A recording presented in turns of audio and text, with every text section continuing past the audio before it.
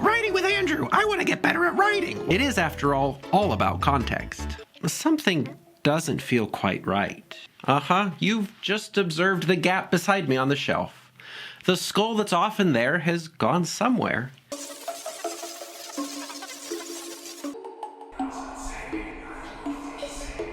Writing anxiety. To lighten the mood and put us all at ease, I thought I'd redecorate a little. I think things are looking up for all of us. But anyway, without delay, let's talk about approaching. You are word by disgusting word, sabotaging your future and destroying your life.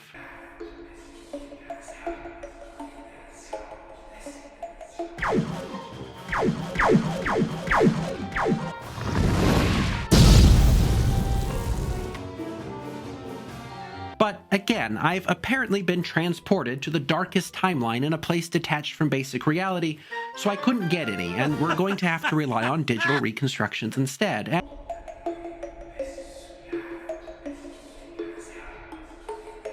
Even if you are alone in your pocket dimension, with a new clown friend who is delightful but also new and different, and I know it's not the clown, it's me, but it's also my reaction to the clown, so it's not the clown. I mean, it's not the clown's fault. Unless you count it the clown's fault for existing, which you shouldn't. No. You shouldn't.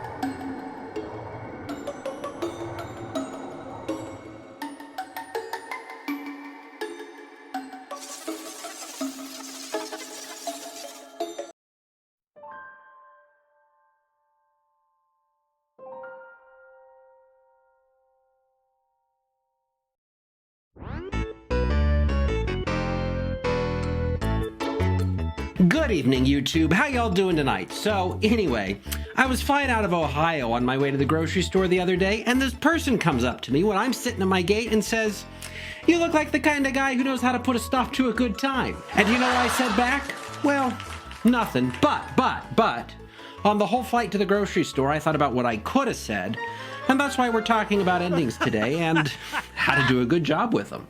So don't go anywhere. I'll be here all night, and we're just getting started on endings.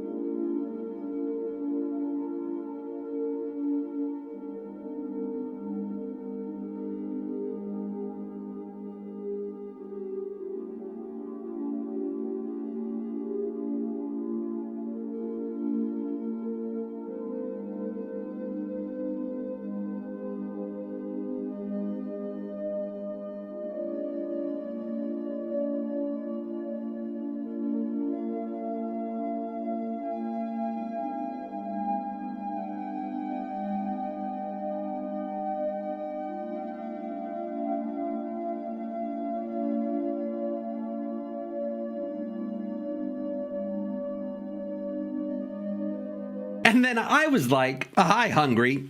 I'm writing with Andrew." But seriously, folks, we should talk about endings because they really do matter. There's a lot of pressure on first impressions, but lasting impressions can matter even more. And I'm sure you can think of a time when a bad ending ruined an otherwise good experience, whether it was a book, TV series, or whatever else. So I know we've spent a lot of time tonight talking about Aristotle's rhetoric because why not? But he also wrote other stuff that I barely care about. One of those things was the Poetics, which is like about, I don't know, how to write ancient Greek drama or whatever, which like not a lot of people do anymore. Poetics? More like poetever, am I right? I mean, read it if you want. We don't have to care about the same things. Imagine if the only classes you could take were philosophy classes or like comedy classes. Not that, of course, not that anyone here needs those. But anywho, I'm only joshing. While you're tipping your servers, I'd like to read you a little gem of a nugget from our old Greek buddy Aristotle. He's talking about, two different kinds of endings or something, and of the second one, he says this. By a complex action, I mean one wherein the change coincides with a discovery or reversal or both. These should result from the actual structure of the plot in such a way that what has already happened makes the result inevitable or probable.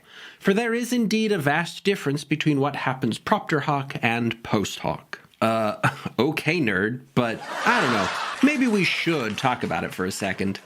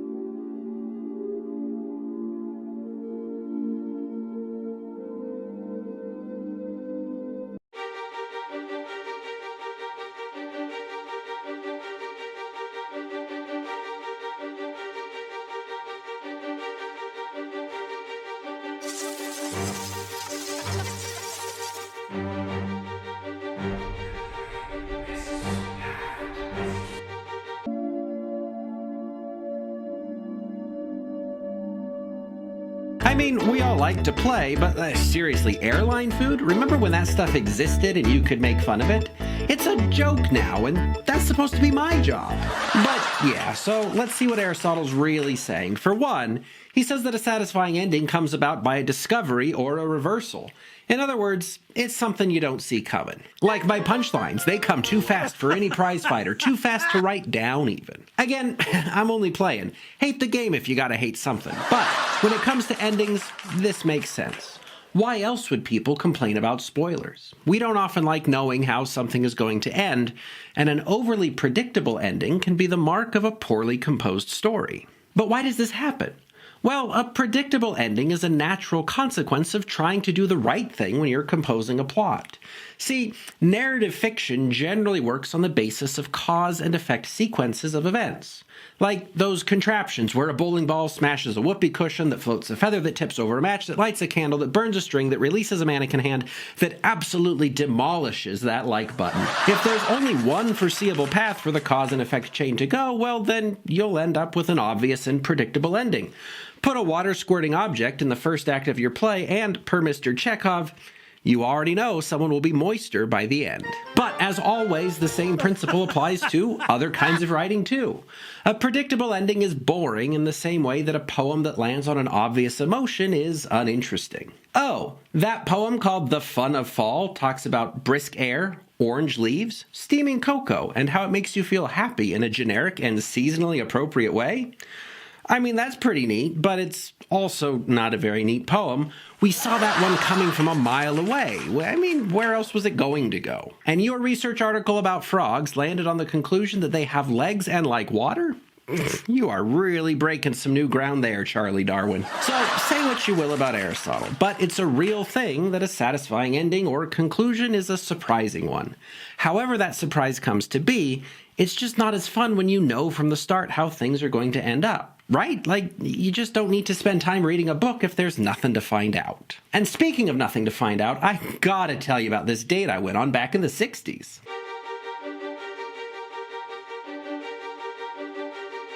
And so I said, artichokes? I thought this was a hardware store. But I guess that does bring us back to endings. It's true that we want them to be surprising, but they can also be too surprising. Like when a grim movie about a dire time in history ends with a rousing musical number, or when a novel ends with a brand new character showing up out of nowhere and fixing everything. Or when your favorite video about writing ends with an explosion, since when were explosions a part of this? So, sure, Aristotle says that a good ending is a surprise, the result of a discovery or reversal. But he also says that a good ending should result from the plot in such a way that it seems probable or inevitable. And he points out that there's a difference between a surprising thing that happens after the events in a story and a surprising thing that happens because of the events in a story. Readers who expect linking logic from beginning to end, whether it's narrative, lyrical, or rational, will tend to be more satisfied by a surprise ending when they can also see the unbroken chain from beginning to end in retrospect.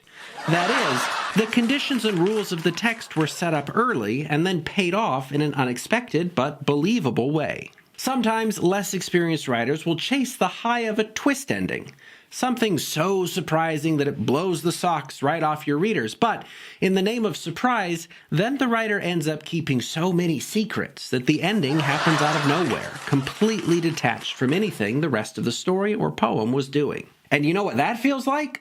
Well, you're about to. Listen, I'm not a very complicated guy. I know that some people are really into board games and card games, but I've learned that my enjoyment of a game is often inversely proportional to the amount of time it takes to explain the rules. If the rules are short and simple, I'll probably like it. But when games are complex and there are multiple layers of rules, this is what usually happens. The person who knows the game explains the rules, I retain about 60% of them, we start playing, and the other person wins the game in 2 turns because of a special rule that they forgot to mention at the beginning. And that's how it feels when I encounter a purely surprising ending, too. It's like the writer was working with pieces and rules that I couldn't have known about. It feels bad to lose a game that you don't know how to play, and it feels bad to be surprised by an ending that doesn't follow the rules of the piece that you thought you were reading. So, as Mr. Chekhov so famously put it, if you put a gun in the first act, it has to go off by the end. The inverse is also true. If you're going to have guns going off in the final act, you'll need to let your readers know that guns are on the table in the first act. You don't have to tell them that they'll be going off in the mass destruction of gingerbread houses, but if that is the plan, the guns can't just show up at the 11th hour. That's like beating someone at a game when they don't even know all the rules. In other words, of course we don't want a reader to reach the end of our work and say, yeah, I saw that coming. But there's also a real difference between I didn't see that coming and I couldn't see that coming. An ending that you didn't see coming is fun, but an ending that you couldn't see coming is frustrating. So it's important for the conditions of a surprising ending to be set up from the start. Even if they're camouflaged, they still need to be there. You may have heard of the idea of subverting expectations. Poets sure talk about it a lot, and it shows up in other writing contexts too. To subvert a reader's expectations is to set them up to expect one thing, and then you do something else. But there's also a little more to it than that. It's not just doing something unexpected. It's really about letting things pay off in unexpected ways. And the worst offenders might just be the stories that end with the fateful words, and then he woke up. Oh, how that ending makes me shrivel up. You're right, it's unexpected, surprising, does something totally different from what I expected, but it's not a payoff, and that's because it essentially says that nothing that happened mattered. Any sense of peril I felt? Fake. The triumph? A lie. That time I cried for the protagonist in their darkest moment? It was just a dream. To tell a reader in the end that it's just a dream is to suck the wind out of the story's sails, to siphon out its gas, to smother its flame, to remove its skull. Wait, skull? I mean, could you imagine putting a skull in your house? That would be really cringe. Anyway, the "it was just a dream" ending is a mean trick because it sets up a bunch of expectations and then says, LOL, JK, it was all just fake. Contrast that with something like Kay Ryan's poem, Things Shouldn't Be So Hard, which sets you up with the expectation that it's going to be a poem about how things should be easier. But then, almost immediately, it becomes a poem about how there aren't enough traces left behind by the loved ones who move out of our lives. That's a subversion of expectations. And that's because it doesn't say, haha, tricked you. Instead, it promises you one thing and then actually knocks your socks off with something that's even better than what you thought you were getting. And once you're done reading it, the title feels like an obvious and reasonable setup. So Kay Ryan's poem succeeds in delivering an ending that is unexpected but inevitable, while the just a dream ending is only unexpected and all too evitable. So there I am, right? Telling the cashier that I'm just doing my best. I'm looking like I got caught in a gust of wind and was thrown into 4 feet of standing mud, which, I mean, to be fair, is exactly what had happened. And of course, all you can say at a time like that is, check please, am I right? But anyway, we ought to talk about endings. I mean, we already did, but it's just worth reminding you that a good ending is a surprise, but it's a surprise that you look back on and say, oh yeah, that was the only way it could have gone. A satisfying ending proceeds naturally and necessarily from the initial conditions that the piece sets up. It comes from somewhere, even if it comes in an unexpected way. It's surprising and inevitable, an ending that readers don't see coming but can see coming. A product of traceable steps that take the reader somewhere even better than where they thought they were going at the beginning. And now I know that you might think that a video about endings would have a good ending, but we're all just having so much fun clowning around that I don't think we should stop. Let's just keep this going as long as we can, how about? Which actually, that reminds me of a pretty funny story. The other day, I was standing in the comments section, and some armchair know-it-all was trying to lecture to me about the one thing I know the most about. Anyway, that's when things started to get really funny. So, do you ever feel like you've just, I don't know, woken up from a dream? I mean, that's kind of what it feels like, but it would have been weird for me to have just fallen asleep here. But what else could it have been? I just can't place it. Everything seems pretty normal, so maybe it was all just a dream. Wait, what?